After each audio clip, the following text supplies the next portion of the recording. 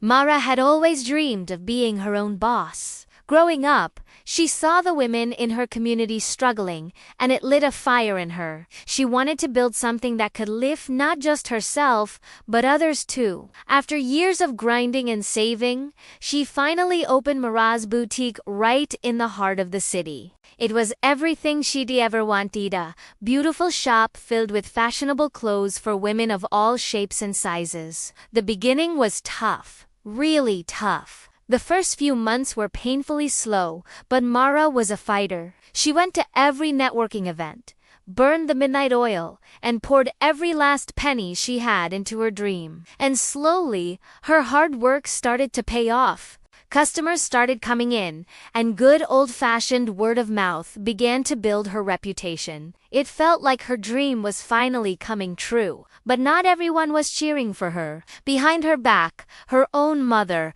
Gloria, was telling a completely different story. Gloria had never been a fan of Mara's ambitions. From day one, she'd questioned her daughter's dream. "Why don't you just get a stable job like everyone else?" she'd say, her voice dripping with disapproval. "Running a business is too risky. You'll just end up disappointed." Despite the constant negativity, Mara pushed on, determined to prove her mother wrong. What she didn't see coming was the silent rivalry that was growing between them. It started with small digs at family dinners. "I don't know why Mara is so obsessed with this boutique," Gloria would say to Mara's aunt, just loud enough for her to hear. "She's working herself to the bone. For what? To compete with the big stores. I don't think it will last." Mara tried to brush it off, but the comments didn't stop. Soon, Gloria was whispering to other family members, planting seeds of doubt, suggesting Mara's business was failing. She'd say Mara was in over her head, losing money, that the whole boutique was just a phase. At first, Mara was too busy running her shop to notice, but then family gatherings started to feel awkward. People would give her looks of pity or offer congratulations that felt hollow. She couldn't understand what was going on. Then one day, her cousin Sandra, who'd always been a huge supporter, pulled her aside. "Mara," she said gently, "I've heard some things about your business. People are saying it isn't doing well, that you're struggling. Is everything okay?"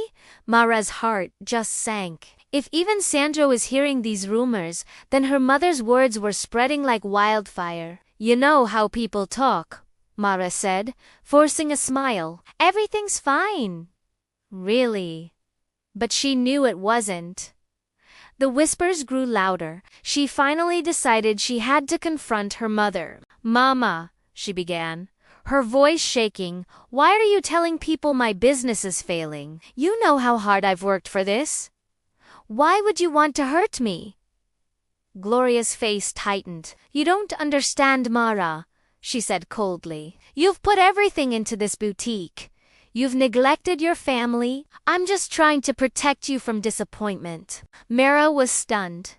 It wasn't concern. It was jealousy. Her mother was afraid of her success, of her independence. But it got worse. Gloria started telling people Mara was selfish, that she only cared about her business and had abandoned her family. "Mara doesn't have time for us anymore," she'd lament. The lies worked. The family rift grew wider. She stopped getting invited to events, the excuse always being her busy schedule. Her heart was breaking. Her business was thriving, but she felt like she was losing her family. One quiet evening, alone in her beautiful boutique, it all clicked into place. This wasn't just about jealousy. It was about control. For years, Gloria had guided Mara's life. Now that Mara was succeeding on her own terms, it threatened her mother's sense of importance. In that moment, Mara knew she had to make a choice. She couldn't keep fighting for an approval that would never come. It was time to focus on her dream and her own happiness. She decided to cut ties with that toxic influence. Mara made a bold move. She decided to throw a grand event at her boutique, inviting everyone, customers, friends, and family. She needed to prove, mostly to herself, that her success was real and that no one, not even her mother, could take it away from her.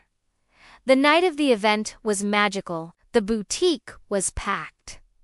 Gloria, as expected, didn't show up, but the night was a massive success. Looking around at the buzzing crowd, Mara felt a deep sense of pride in what she had built. As the party wound down, Sandra came up to her. "Mara, this is amazing," she said. "You've built something incredible." Mara smiled, a little sadly. "Thanks, Sandra. I just wish it didn't cost me my family." Sandra's expression softened. "You haven't lost them. You're just showing them who you are. The real ones will come around." And slowly, they did. Over time, some family members saw her strength and the reality of her success. They started to apologize. The rift began to heal, piece by piece. But Gloria, she never came around. She remained distant, trapped in her own bitterness. But Mara had learned a powerful lesson. She could build a life for herself on her own terms, and she didn't need anyone's approval to do it. She had her business, her true friends, and a newfound confidence to chase her dreams. And in the end, that was more than enough. Thank you so much for watching. If this story resonated with you, please hit that like button and subscribe for more content. See you next time.